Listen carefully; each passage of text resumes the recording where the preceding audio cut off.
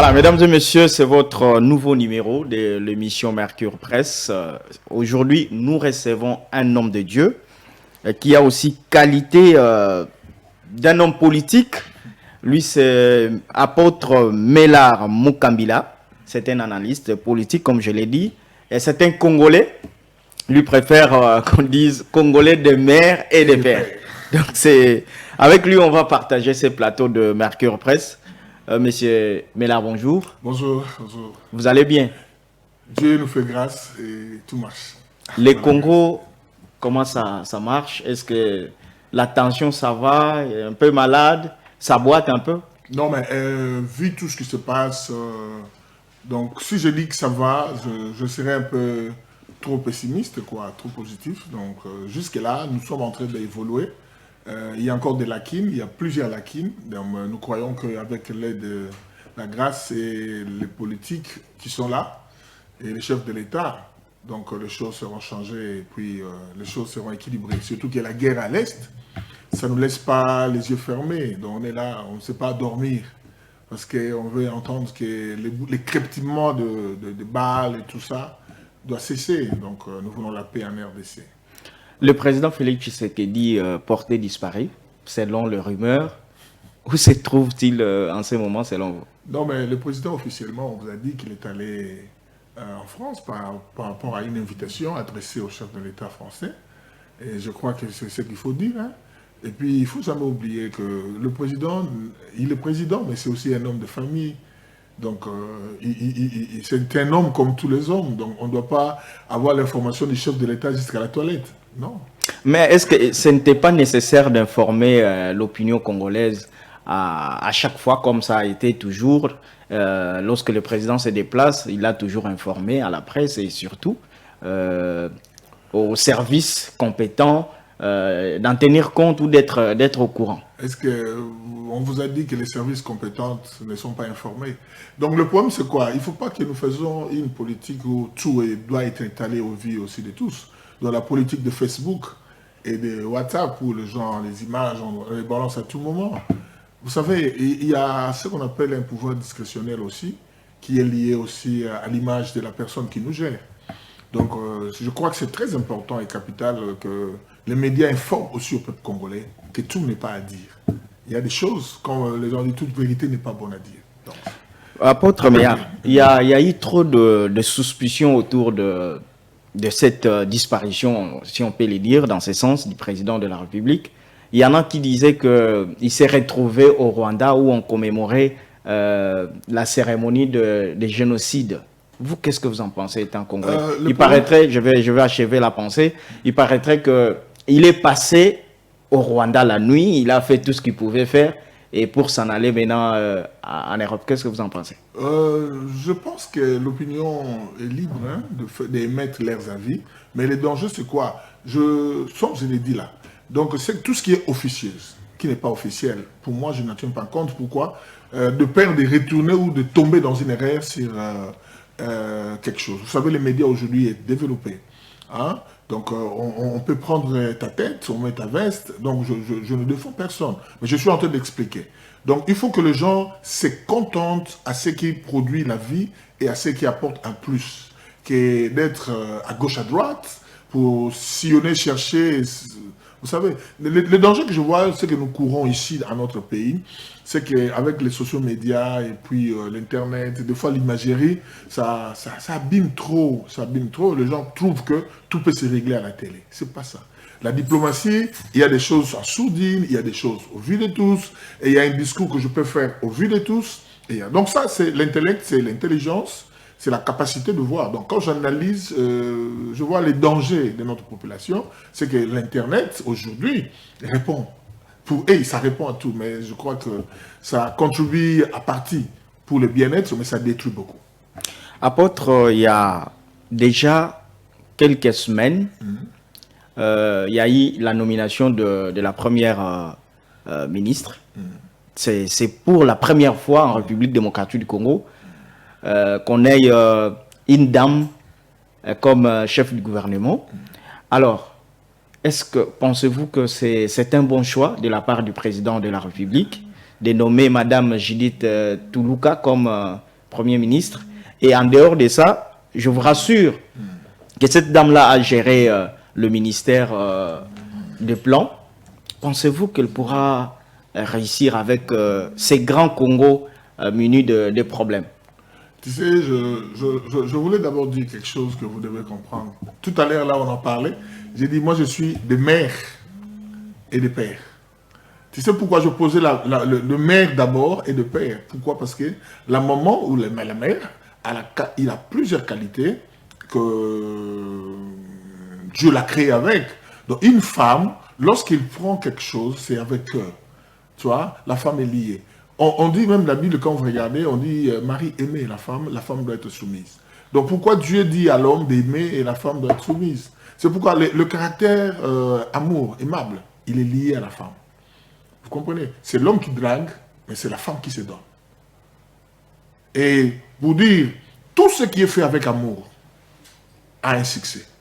Même quand vous vendez le pain et que vous savez, vous aimez vendre le pain, je crois que vous aurez des stratégies. L'amour va vous apprendre comment donner des bons pains, comment faire que votre pain soit choisi. Et il y a un moment là, il y avait des mamans qui vendaient le pain et le beurre gratuit. Donc tu vois, c'est des stratégies. Et tout le monde voulait, ah non, cette femme-là, ils vendent le pain et le beurre gratuit. Hein? Et ils vendent le pain, hein, il le met en sachet, tu vois. Donc déjà, quand quelqu'un vient dire, ah, il n'est pas exposé au soleil, aux mouches et autres. Alors, pour revenir, je voulais dire, le choix de la femme, cette dame, en saluant, je salue et je respecte en passant, vous savez, c'est quelque chose d'extraordinaire. C'est extraordinaire, pourquoi? Parce que il n'y a jamais eu, et c'est une première pour notre démocratie. Ce n'était pas dans le sens là de marquer l'histoire au Congo, c'est avec Félix Tshisekedi. Je disais toujours à la télé, vous savez, à l'école, nous apprenons, nous devenons intelligents, les stratégies, mais le cœur ne s'attribue pas à l'école. Donc tu peux aller à l'école, avoir de grands diplômes et une expertise aussi important, mais ne pas avoir le cœur à aider. Tu vois, le cœur, c'est très important. Et j'ai dit, ce qui bouscule notre pays aujourd'hui, c'est parce que les gens n'ont pas de cœur. Tu vois un professeur, un grand professeur, mais des fois, ses réactions et la manière de faire, vous sentez vraiment que non, mais comment un tel professeur peut se rabaisser à ce niveau? Hein? Si en termes de profs, en termes de gens intelligents dans notre pays, nous en avons eu. Mais où sont-ils passés? Qu'est-ce qu'ils nous ont légué? Et nous sommes vus en train de nous battre beaucoup de temps. Depuis l'indépendance, nous avons évolué avec Mobutu, Kasavubu Mobutu. À un moment, tout s'arrête et maintenant nous sentons que nous voulons relever le Congo est en train de détruire. Et c'est là, moi, je dis qu'à cette minute ici, nous n'avons pas besoin d'intellectuels, de gens qui ont appris tout ça, mais en dehors de l'apprentissage ou l'intellectualisme, nous avons des gens qui ont le cœur à aider le pays. Le Congo pouvait être développé seulement avec les gens qui sont là, même les politiciens, avec l'argent qu'ils ont gagné. Ils ont de mining, ils ont beaucoup de choses. Hein? Ils pouvaient investir. Nous avons vécu avec eux à l'étranger. Nous voyons comment l'étranger est. Mais ils pouvaient amener cette expertise. Mais vous comprenez que les gens ont le souci d'aider, d'aller investir ailleurs, que d'investir dans notre pays. Moi, je salue tous ceux qui sont venus avec les idées des supermarchés à Kinshasa. Ça se pilonne partout, comme des champignons. Moi, je suis très d'accord avec un tel politicien. Et des gens qui viennent dans l'idée de la promotion, promouvoir la jeunesse, les gens qui ont investi, donc de grandes compagnies pour éradiquer l'inemploi, le chômage dans notre pays. Donc, c'est très important et c'est très capital, c'est comme je l'ai dit là, que Maman Judith Tshuluka est un bon choix. Et on lui donne l'occasion. Mais sauf que devenir Premier ministre, ce n'est pas, on ne va pas essayer, on va le faire.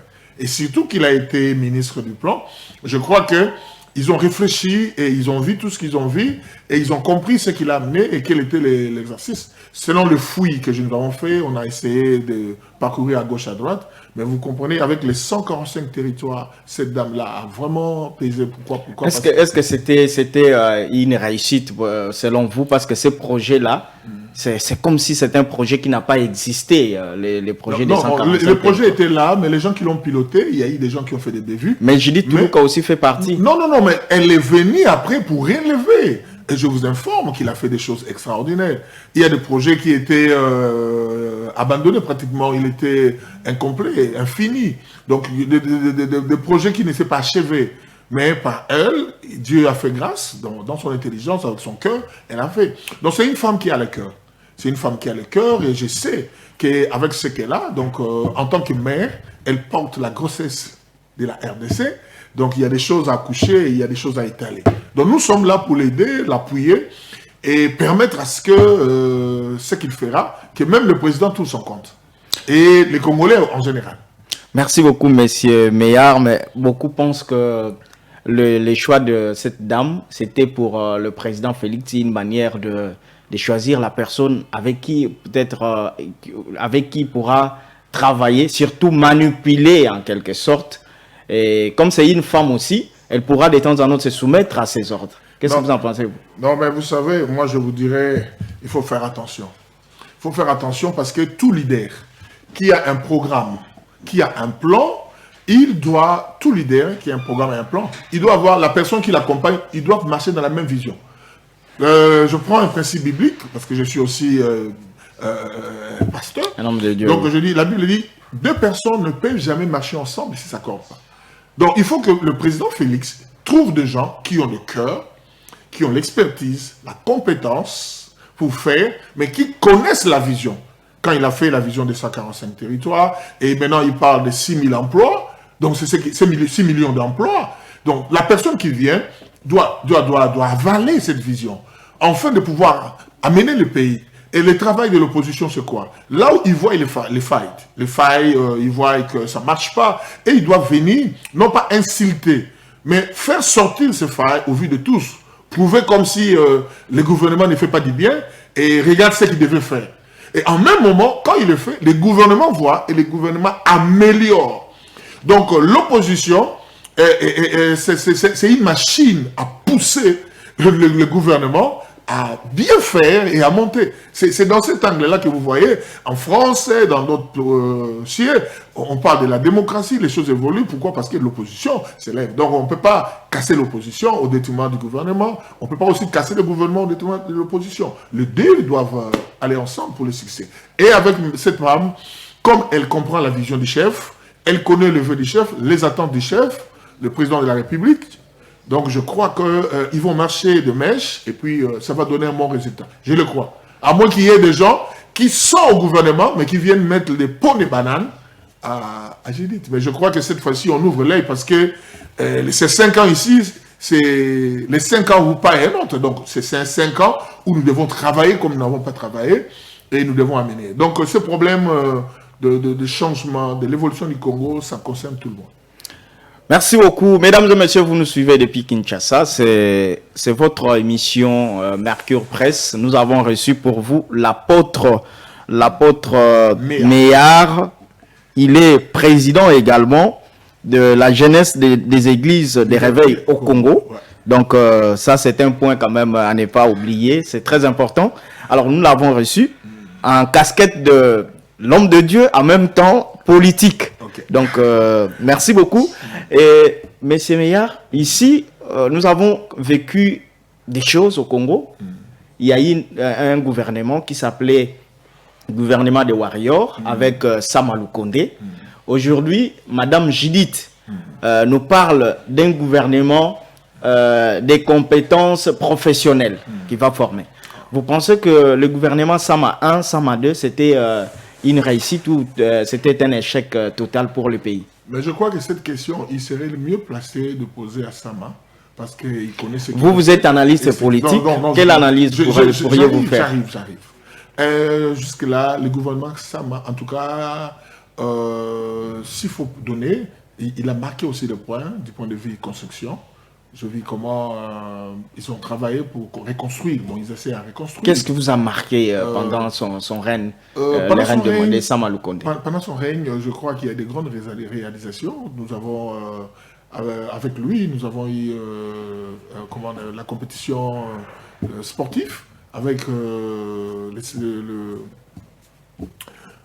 avec l'immeuble qui est construit juste en face du palais du peuple. Vous comprenez? Ok. Et il y a des immeubles intelligents, il y a des immeubles qui sont construits à gauche, à droite. C'est comme ça que je passe l'infrastructure dans la ville de Kinshasa. C'est ce que je vis. Mais pour dire, le social a été vraiment très désolant. Très désolant. Donc, pour moi, quand vous n'atteignez pas les sociales, vous n'avez rien fait. C'est les sociales que le peuple veut. Parce que les sociales touchent toutes les couches, tous les niveaux, là. Exact. Et on sent que dans tous les niveaux, dans tous les milieux. Mais quand les sociales n'arrivent pas à atteindre son seuil, c'est l'hécatombe. C'est l'hécatombe. Donc, pour moi, conclure, ça n'a pas été à mesure. Merci beaucoup. Et Madame Judith qui parle d'un gouvernement, des compétences qu'elle va former.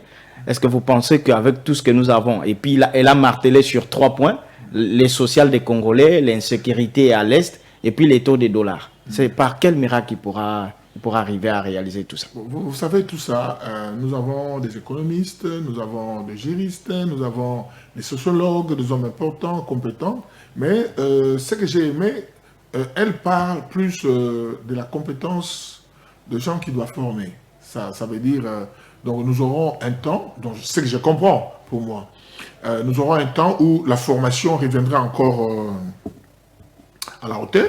On parlera de la formation et puis on va entretenir les gens. C'est plus un gouvernement de techniciens.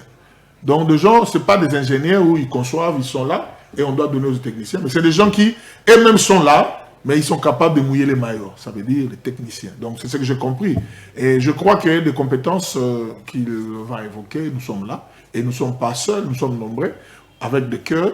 Et vous sentez que quand il parle, c'est le cœur qui parle, qui vibre. Donc moi, personnellement, je le soutiens et je sais que ce gouvernement, nous lui donnons la chance d'aller et puis de monter. Surtout que nous sommes en train d'attendre le gouvernement. Donc, pour clore totalement ce sujet de la nomination de Madame Toulouka, alors hier déjà, il y a des consultations qui ont commencé pour la formation du gouvernement.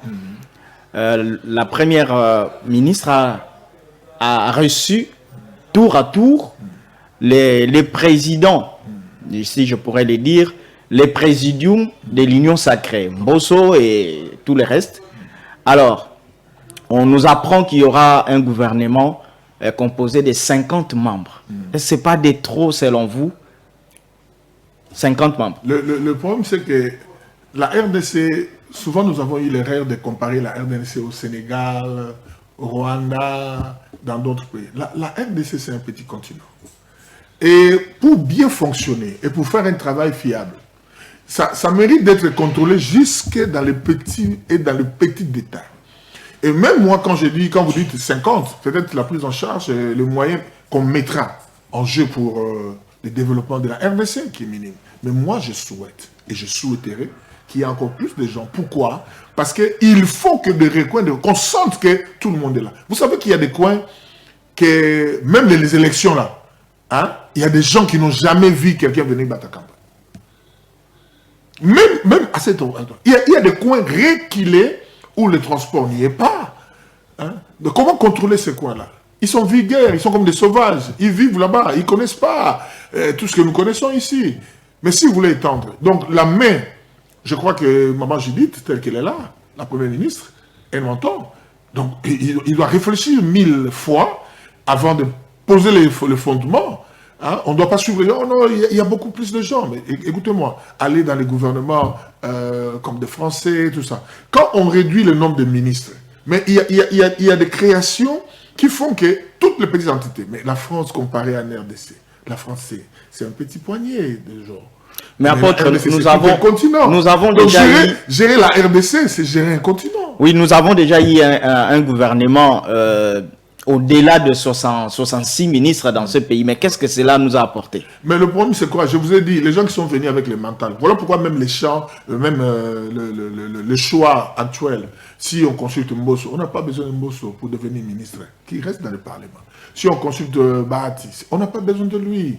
Ils ont travaillé. Mais quelque part, ils doivent devenir des écoles, comme le Vital Kamere. Ils doivent s'asseoir. Vital, Mosso, toutes ces personnes-là, ils doivent s'asseoir maintenant, réfléchir.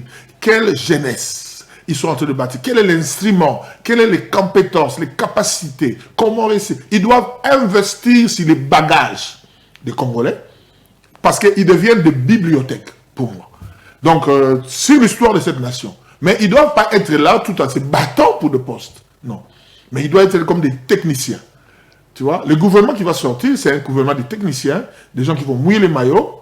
Mais toutes ces grandes figures qui, depuis longtemps, ils sont toujours là, ils ont des gènes. Et vous ne pensez pas qu'on aura toujours de mêmes figures dans ce nouveau gouvernement? Non, mais bon, de toute façon, le choix, ce n'est pas à moi. Le choix, c'est au Premier ministre et au chef de l'État, au chef du gouvernement, donc le chef de notre président de la République, comment ils organisent avec les chefs de ministre. Donc, si les mêmes têtes reviennent, c'est dangereux. Il faut qu'on ramène certaines personnes. Ça peut être Kamere, mais sous le visage d'un autre jeune homme qui vient avec un sang fraîche, avec une expérience. Mais Kamere est là dans les coulisses pour les coacher. C'est ce que nous voulons, promouvoir la jeunesse. Permettre à ce que le pays, on ne tue pas les aînés, on ne tue pas les parents, le vieux, mais ils sont là pour accompagner la jeunesse, rajeunir les choses, les images changent. Moi, ce qui me déplore, c'est que nous avons vécu à l'étranger. Nous avons vu l'infanticide des autres. Nous avons les sociales. Donc, on connaît. Alors, quand nous revenons comme ça, nous avons des idées à émettre pour faire en sorte que le pays monte. Tu sais, les dangers, c'est quoi? Et avec cette histoire de politique où c'est les partis politiques on a gagné, je crois que la Constitution, en tout cas, on doit revoir beaucoup de choses. Nous avons une grande société civile. La société civile est très grande. Mais il ne pèse pas. Notre société civile ne pèse pas. Combien de gens? On consulte les partis. On cite les grands noms là et la société civile. Nous sommes de l'église des réveils au Congo. Il y a l'église catholique, il y a les protestants, il y a les kimbangistes, il y a le Bundudia Congo. Ce sont des confessions religieuses. C'est aussi une force, mais qui n'est pas consulté, considéré. Il n'est pas consulté, il n'est pas... Et puis, vous trouvez que quand ils vont là-bas... Mais vous êtes quand même un homme de Dieu, peut-être que il n'y a pas moyen de combiner l'évangile et la politique. Qui vous a dit ça? Qui vous a dit ça? Qui vous a dit ça? Tout est question d'organiser. Il faut organiser. On doit organiser. Hein? Le temps, on le programme. Le temps, l'homme est le maître de son temps. Tant que Dieu t'a donné comme temps. Donc le temps que Dieu te donne, tu peux t'organiser. Donc on peut faire. Et la politique, et le ministère, c'est pas un problème. Moi j'ai géré une fondation. Il n'y a pas seulement ça. J'ai géré des entreprises, ici ou ailleurs. Donc c'est pour dire que nous sommes là et nous regardons. Nous avons le souci d'aider le pays avec les capacités, le cœur que Dieu nous a donné. Donc je ne viens pas me vendre, mais je viens ici pour dire que nous attendons quelque chose d'extraordinaire du point de vue du gouvernement. Et surtout, nous voulons voir des nouveaux visages, des nouveaux visages de gens qui viennent et ils sont là et puis ils donnent des avis. On peut traquer, on peut parler. Et puis surtout, le danger, c'est que notre gouvernement n'est pas proche à la population. Ils doivent être des hommes de terrain pour comprendre les choses, comment ils se passent. Merci beaucoup, M. Meillard. On y va déjà tout doucement vers la fin. Je voulais juste qu'on en parle aussi, comme vous avez évoqué donc pas nécessairement. Je voulais parler de l'Assemblée nationale, parce qu'il y a une guerre généralement imputable à ces stades. Il y a Mbosso qui fait la course, il y a Vital Kamere et Bahati Lukwebo, tous des lignes sacrées. C'est pour quel avenir? Est-ce que vous ne pensez pas qu'il y a un problème sérieux au sein des lignes sacrées? Non, là-bas, le problème, c'est le problème des compétences. Hein. Il y a guerre de capacité, guerre de compétences, guerre de positionnement. Mbosso qui était aux affaires hier, il cherche toujours à revenir. Non, mais moi, je connais pas et il se bouscule. Je connais Papa Mbosso même jusqu'à l'époque de Mobutu. C'est qu'on est pauvre. Donc, mais le problème, c'est que tous ceux qui sont là, Kamere, Bahati, Mbosso, c'est des gens. Mais le problème n'est pas là. Le Parlement, je crois qu'on doit avoir quand même des gens qui ont l'expertise, qui ont l'expérience pour être à la tête. Et c'est normal, les élections, il le fait pourquoi? Qu'ils fassent des choix entre eux. Ils sont là, ils se sont regroupés dans leur regroupement, donc ils peuvent s'organiser et trouver quelqu'un. Donc ça, c'est que les parlementaires décident. C'est pas on les a déjà votés. Ce n'est pas un désordre bien organisé au sein de l'Union sacrée. Non, ce n'est pas un désordre bien organisé. C'est une force qui doit être unie, mais qu'on doit départager par eux-mêmes. Donc, ils doivent faire preuve de la maturité politique. Ça veut dire, ce n'est pas seulement les titres qui font force.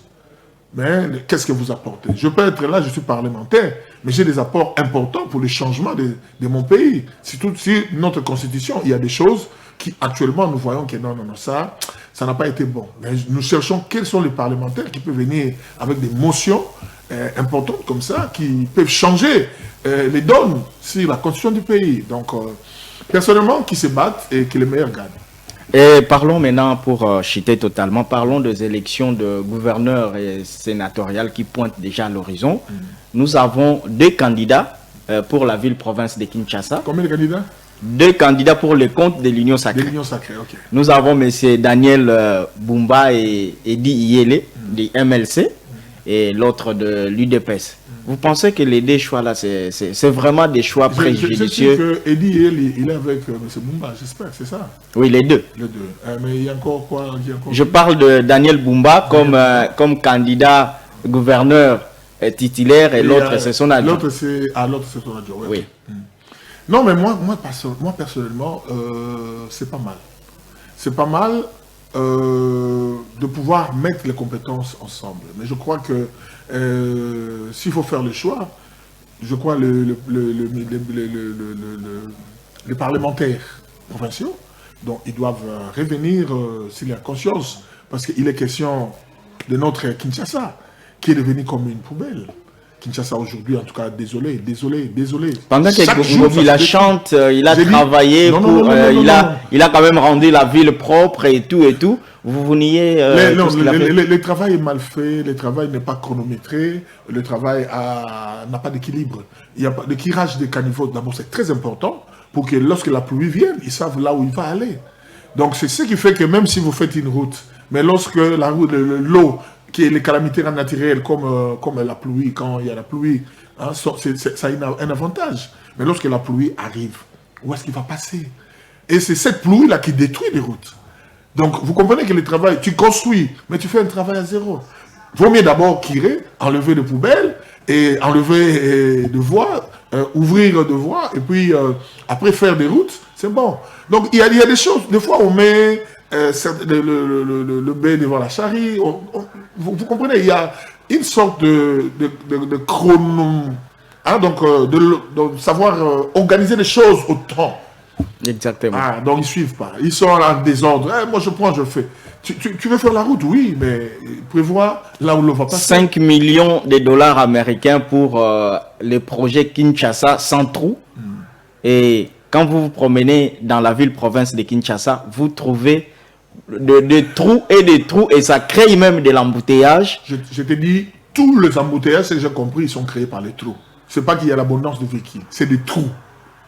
Pendant qu'il y a un projet qui a déboursé une somme de 5 millions de dollars américains. J'ai vu certains coins, on est en train de mettre un peu de bétonner, je vis, on est en train de mettre de goudron, je vis, mais ça n'arrange pas tout. Vous mettrez des goudrons sur des voies où il n'y a pas de caniveaux, il n'y a pas de passage d'eau, c'est déjà bouché. Qu'est-ce que le travail que vous faites? Vous faites un travail bâclé.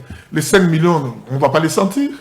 On ne va pas les sentir. Donc là, ils n'ont pas été conséquents. Ils devaient commencer à la propriété faite. Donc, enlever le caniveau, déboucher, tout ça. Et puis après, ils pouvaient entrer dans... Apôtre Méard, merci. L'émission est terminée. Votre dernier mot? Le dernier mot, je profite de l'occasion d'inviter tous les pasteurs de l'église de Réveil au Congo. Demain, nous avons une grande activité à la Névemerie, à la fois abondante, alimentée à partir de 8 heures. Nous invitons tous les pasteurs de l'RRC, Kinshasa, d'être là et je crois qu'ils seront bénis. Merci beaucoup, mesdames et messieurs. Cette émission est terminée. Merci de votre fidélité et nous vous remercions aussi de votre présence ou d'avoir répondu à notre invitation. Merci. Merci à tout le monde. Merci au Chief Brad. Merci à Jamie Gemaël qui nous a assisté, bien qu'en retard. Mais merci à tout le monde de votre fidélité et restez branchés sur les antennes des Canal Mercure.